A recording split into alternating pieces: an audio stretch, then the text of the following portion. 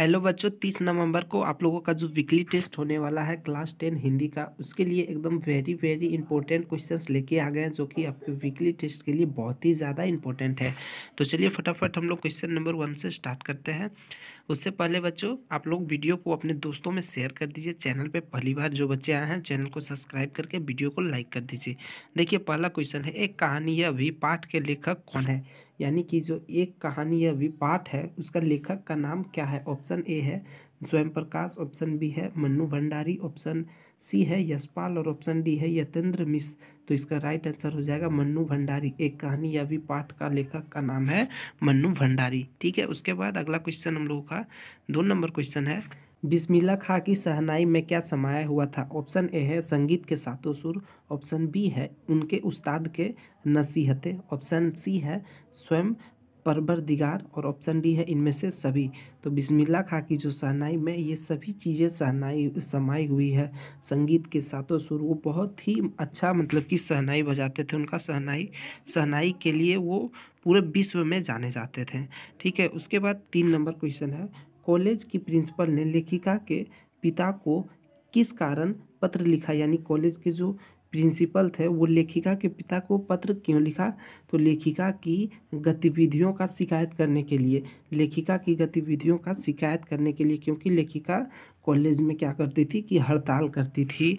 यानी कि मतलब जो भी चीज़ें की कमी होती थी कॉलेज में, उन सब चीज़ों का आवाज़ उठाती थी। इन सब चीज़ों के लिए ही उनके पिता को वो पत्र लिखे थे।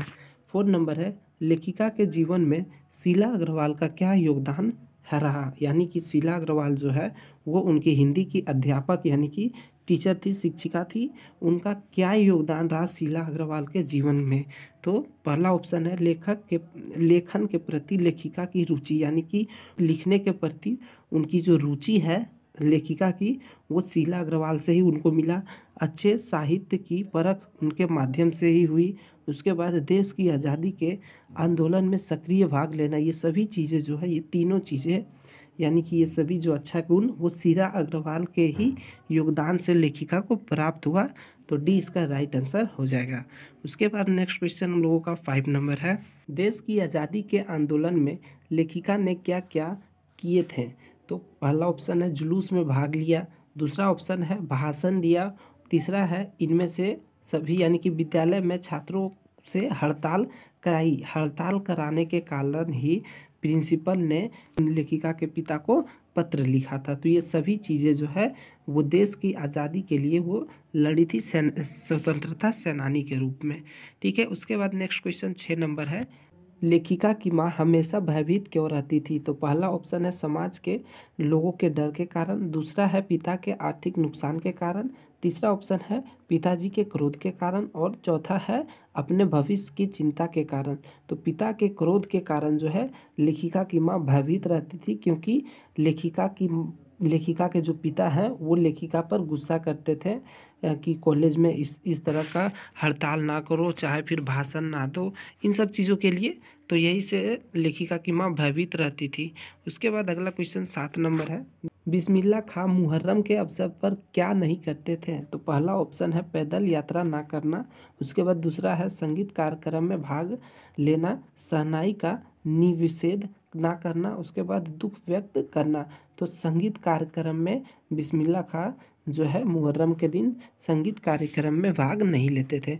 उसके बाद 8 नंबर क्वेश्चन है, एक कहानी या भी पाठ में किसकी कहानी वर्णित है? तो पहला ऑप्शन है मन्नू भंडारी की, ऑप्शन बी है मृदुला गर्ग की, ऑप्शन सी है स्वयं प्रकाश की और ऑप्शन डी है यतीन्द्र मिश्र की। तो एक कहानी या भी में मन्नू भंडारी की कहानी का वर्णन है। ठीक है, option number A right answer हो जाएगा। फिर 9 नंबर क्वेश्चन है, इस लेख में लेखिका का कौन सा व्यक्तित्व सामने आया है? तो लेखिका का स्वतंत्रता सेनानी का रूप सामने आया है।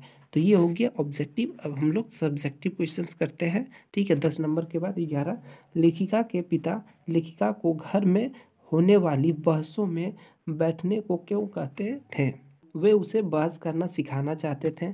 उसके बाद दूसरा ऑप्शन है, वे उसे देश की स्थिति से परिचित कराना चाहते थे। औपचारिकता बस बैठने को कहते थे लेखिका की इच्छा के कारण, तो वे उसे देश की स्थिति से परिचित कराना चाहते थे, इसलिए घर की जो मतलब बैठक होती थी, बहस होती थी, उसमें उन्हें बैठाते थे। ठीक है, option number B right answer हो जाएगा। अब हम लोगों का सब्जेक्टिव क्वेश्चन, इस आत्मकथा में लेखिका के पिता ने रसोई को भटियारा खाना कहकर क्यों संबोधित किया? लेखिका के पिता का आग्रह रहता था, ठीक है, आग्रह रहता था कि वह रसोई से दूर रहे। वे रसोई को भटियारा खाना कहते थे। लेखिका के जो पिता हैं वो रसोई को भटियारा खाना कहते थे। उनका कहना था कि रसोई के इस भटियारे खाने में रहने से व्यक्ति की प्रतिभा और क्षमता जो है भट्ठी में चली जाती है, अर्थात नष्ट हो जाती है कि बर्बादी मानते थे। ठीक है, तो जो रसोई घर होता है उसे उनका कहना था कि वो एक भटियारा खाना है।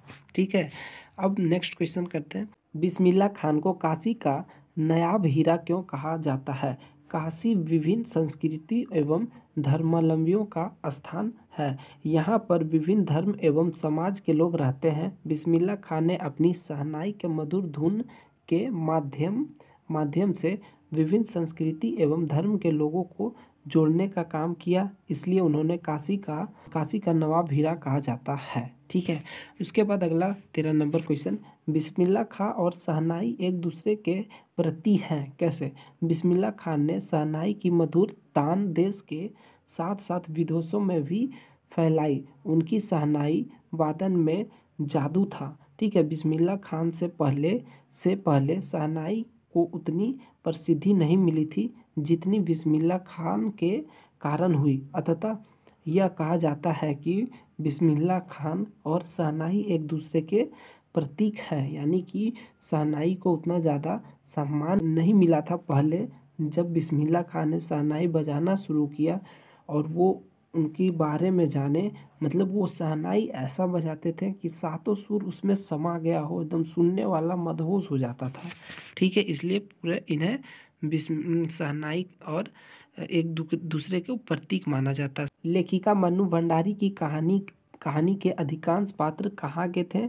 इससे किस तथ्य का बोध होता है? लेखिका मन्नू भंडारी की कहानी के अधिकांश पात्र उनके मोहल्ले के थे। इससे पड़ोस के लोगों के साथ उनका संबंध दिखाई देता है। उनके ज़माने में पूरा मोहल्ला अपने घर के सामने ही था। मोहल्ले के अधिकांश घर तो परिवार के ही थे, यानी कि मोहल्ले के जो अगल बगल घर थे उनका परिवार ही था। ठीक है, इस तरह का बात बताया जा रहा है इसमें। ठीक है, गांव में इसी तरह का होता है, लेकिन शहर में इस तरह का नहीं होता है, क्योंकि शहर में तो कहीं कहीं के लोग आके बसे हुए रहते हैं। उसके बाद नेक्स्ट क्वेश्चन, मन्नू भंडारी ने अपने पिता के इंदौर के दिनों के बारे में क्या जानकारी दी है? मन्नू भंडारी ने अपने पिता के बारे में इंदौर के दिनों की जानकारी देते हुए कहा कि वहाँ उनकी बड़ी प्रतिष्ठा थी। यानी कि इंदौर में जब रहते थे तो उनका पिता का बहुत ही अच्छा प्रतिष्ठा था, सम्मान था उस जगह पे। ठीक है, सम्मान था और नाम भी था। ठीक है, प्रतिष्ठा था, सम्मान था, नाम था। कांग्रेस के साथ वे समाज सुधारक के कामों में भी जुड़े हुए थे। शिक्षा के वे केवल उपदेश ही नहीं देते, बल्कि उन दिनों 8-8, 10-10 विद्यार्थियों को अपने घर रखकर पढ़ाया, यानी कि 8-8, 10 विद्यार्थी को अपने घर में रखकर पढ़ाते थे, जिसमें से कई तो बाद में ऊंचे ऊंचे ओहदों पर पहुँचे, यानी कि ऊंचे ऊंचे ओहदों पर पहुंचकर अपना मतलब कि नौकरी लिया। वो सभी क्वेश्चंस आपके वीकली टेस्ट के लिए बहुत ही इम्पोर्टेंट है बच्चों, और उसके बाद ये सभी क्वेश्चन जो है आपके बोर्ड एग्जाम 2025 के लिए भी बहुत ही ज़्यादा इम्पोर्टेंट है।